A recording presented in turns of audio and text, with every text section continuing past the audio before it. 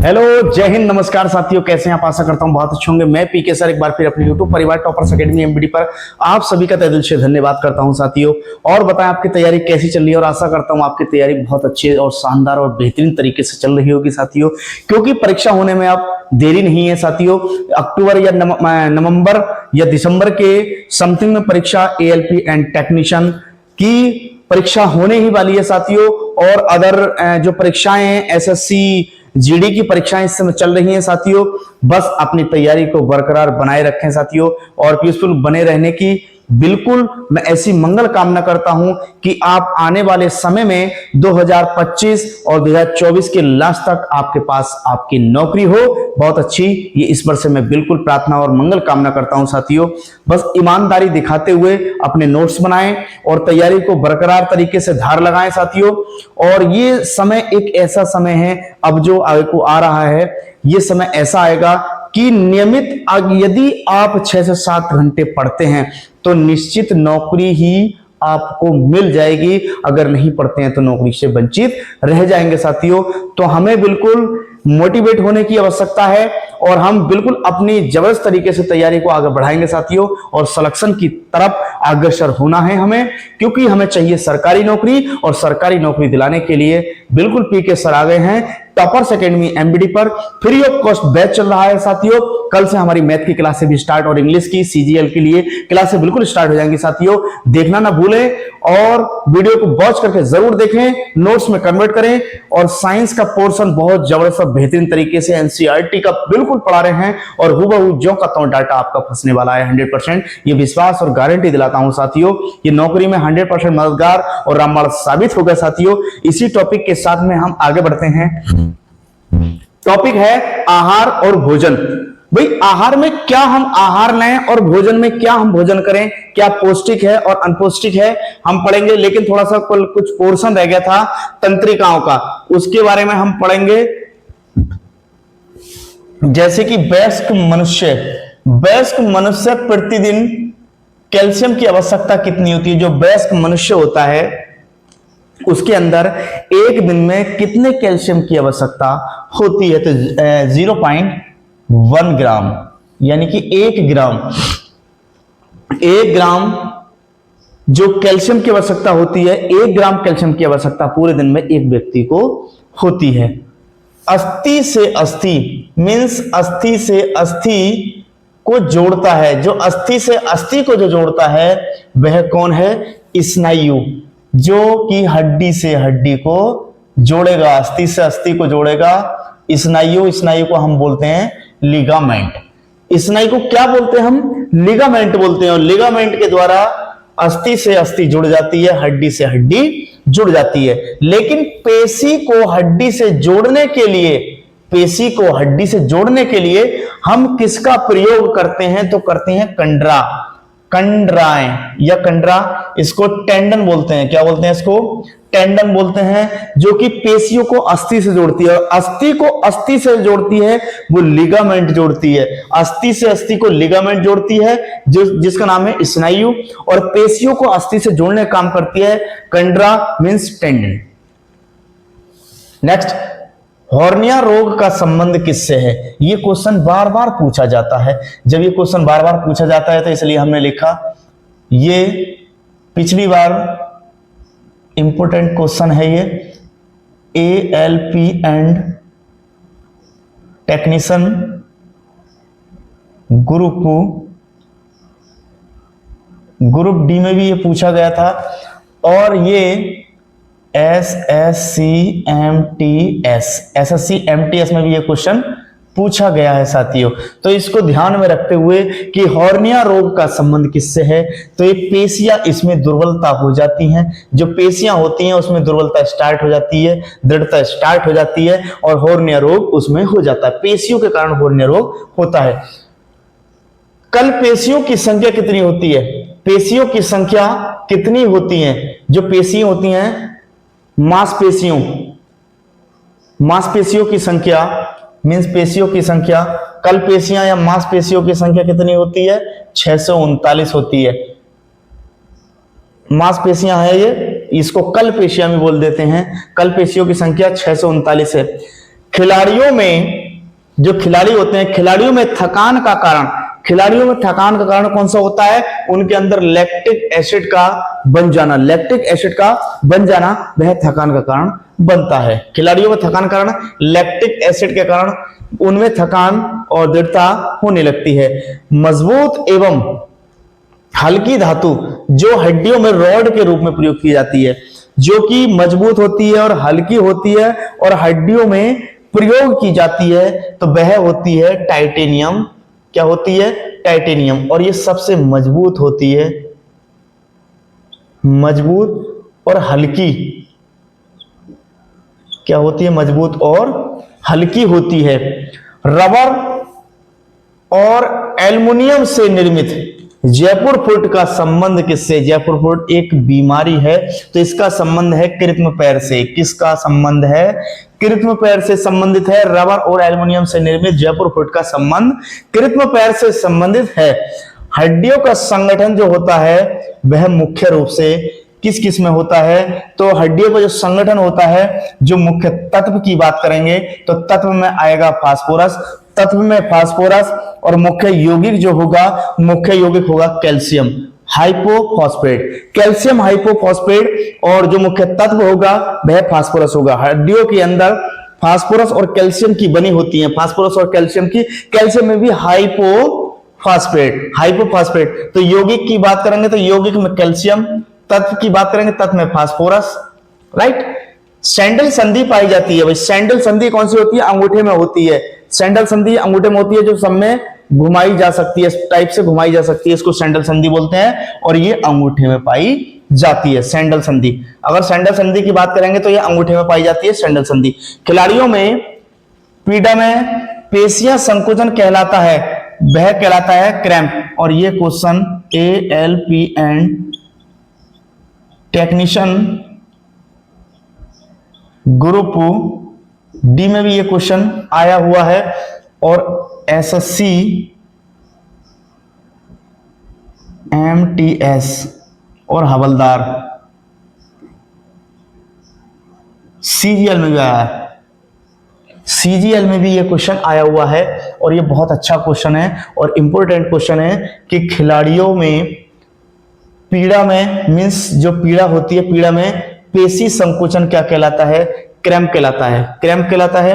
पैरों में मोच आने का कारण क्या होता है? पैरों में मोच आने का, स्प्रेन आने का कारण, पैरों में मोच आ जाती है, किसके कारण आती है?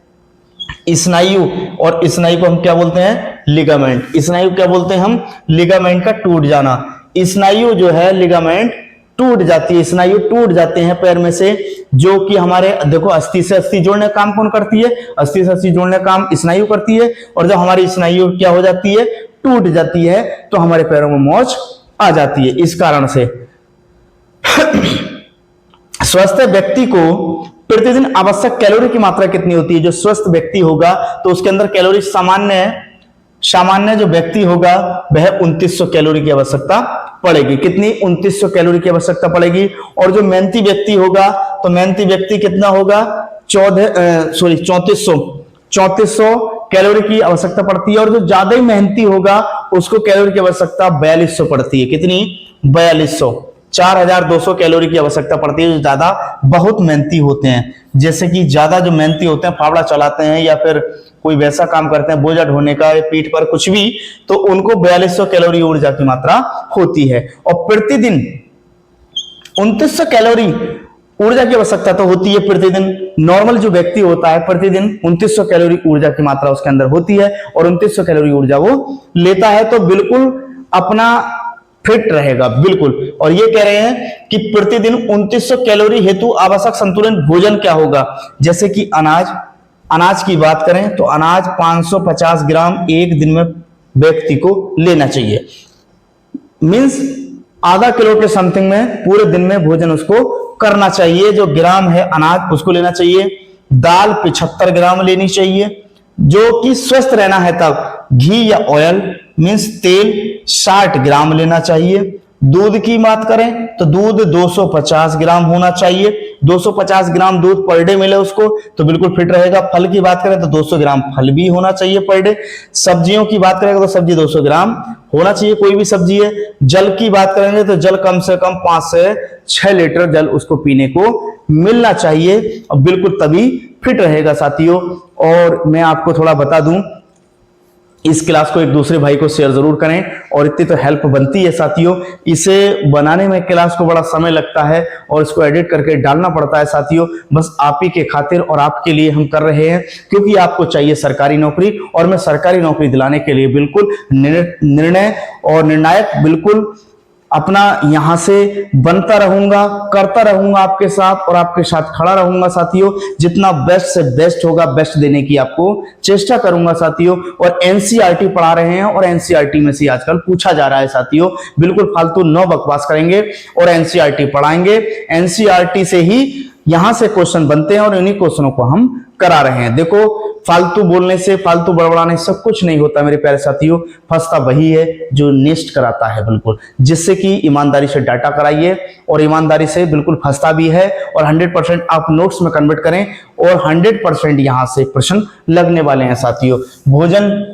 भोजन के अवयव एवं पाचन के उपरांत अंतिम घटक क्या होता है? जो भोजन होता है, भोजन के अवयव, उसके पाचन के उपरांत अंतिम जो घटक होगा उसमें क्या निकलता है? जो कि भोजन का अंतिम घटक होगा उसके अंदर क्या निकलता है? जैसे कि कार्बोहाइड्रेट। कार्बोहाइड्रेट की बात करें तो कार्बोहाइड्रेट में क्या होता है? ग्लूकोज, फ्रक्टोज और गैलेक्टोज। कौन सा होता है? ग्लूकोज, फ्रक्टोज और गैलेक्टोज। ग्लूकोज, फ्रक्टोज, गैलेक्टोज पाया जाता है। वसा में अंतिम स्टेज वसा की क्या होती है? बसीय अम्ल होता है, बसीय एसिड होता है। प्रोटीन की अंतिम स्टेज क्या होती है? अमीनो एसिड होते हैं, अमीनो एसिड होते हैं। खनिज लवण की बात करें तो खनिज लवण में क्या होता है? आयन होते हैं, खनिज लवण में आयन होते हैं। और विटामिन में अंतिम स्टेज विटामिन होती है और जल के अंदर जल ही होता है, जल के अंदर जल ही होता है। अंतिम अवयव उसके अंदर जो घटक होगा। अब करते हैं कार्बोहाइड्रेट। कार्बोहाइड्रेट में क्या क्या है? Carbon, hydrogen, oxygen. Carbon, hydrogen, oxygen. तो कार्बन का कितना होता है अनुपात? 1, हाइड्रोजन का 2, ऑक्सीजन का 1। तो 1 अनुपात 2 अनुपात 1, 1 अनुपात 2 अनुपात 1 के अनुपात में ये रहता है साथियों। नेक्स्ट, इसके जो प्रकार हैं, कार्बोहाइड्रेट के प्रकार पढ़ेंगे। प्रकार में पहला है मोनोसैकेराइड। कौन सा है? मोनोसैकेराइड। और मोनोसैकेराइड जल में घुलनशील होता है, यह जल में घुलनशील होता है मोनोसैकेराइड। यदि आपसे क्वेश्चन में पूछ ले कि मोनोसैकेराइड जल में घुलनशील है या नहीं, तो आपको लगाना यह जल में घुलनशील है। और इसमें ग्लूकोज में क्या क्या होता है? प्रकाश संश्लेषण का उत्पादन करता है। ग्लूकोज जो है प्रकाश संश्लेषण का उत्पादन करता है। फ्रक्टोज किसमें होता है? फ्रक्टोज फलों में उपस्थित होता है। ग्लूकोज किसमें होता है? प्रकाश संश्लेषण का उत्पादन करने से होता है। फ्रक्टोज किसमें होता है? फलों में उपस्थित होता है। और गैलेक्टोज की बात करें तो गैलेक्टोज जो होता है दूध एवं दूध से बने उत्पाद में होता है गैलेक्टोज। और गैलेक्टोज जैसे कि फलियां, जैसे सूखे बीन्स और मटर, सूखे बीन्स और मटर के अंदर गैलेक्टोज पाया जाता है। Number 2, disaccharide. डाइसैकेराइड में क्या क्या आता है? डाइसैकेराइड में आता है सुक्रोज। सुक्रोज में गन्ना, चुकंदर में उपस्थित होता है सुक्रोज। सुक्रोज जिससे कि चीनी बनती है उसको सुक्रोज बोलते हैं। तो गन्ने से भी चीनी बनती है और चुकंदर से भी चीनी बनती है साथियों, बिल्कुल। नेक्स्ट, अब आता है माल्टोज। माल्टोज में क्या है? माल्टोज की 2 अवस्था में टूट जाता है। मंड का माल्टोज में टूट जाना, जैसे कि हमने कोई रोटी खाई और रोटी चबा रहे हैं उसको, लेकिन रोटी मीठी लगने का कारण क्या होता है? मंड का माल्टोज में टूट जाना, उसको क्या बोलते हैं? माल्टोज। तो माल्टोज में क्या होता है? ग्लूकोज की 2 इकाइयों से मिलकर बना होता है। जो माल्टोज बना होता है ग्लूकोज की 2 इकाइयों से मिलकर बना होता है। 2 जो इकाई होती है उसकी माल्टोज की, ग्लूकोज की, उसकी 2 इकाइयों से मिलकर बना होता है। और यह जल में घुलनशील होता है। जल में क्या होता है साथी? जल में घुलनशील होता है। कैसा होता है? घुलनशील होता है। Next, third, polysaccharide. क्या आता है? पॉलीसैकेराइड। पॉलीसैकेराइड में क्या है? यह इनुलिन या इंसुलिन इंसुलिन पाया जाता है डहेलिया। इंसुलिन किस में पाया जाता है? डहेलिया में उपस्थित होता है इंसुलिन। मंड जो है जल में घुलनशील होता है, मंड जो है जल में घुलनशील होता है। अगर ग्लाइकोजन की बात करें तो ग्लाइकोजन जो है ये भी जल में घुलनशील है, यकृत में संचय करता है। जल में घुलनशील है, ग्लाइकोजन जल में घुलनशील है और क्या करता है? यकृत में संचय हो जाता है, एकत्रित यकृत में जाकर के हो जाता है। अन्य की बात करें, अन्य पॉलीसैकेराइड सेलुलोज, पेक्टिन, काइटिन का निर्माण करते हैं।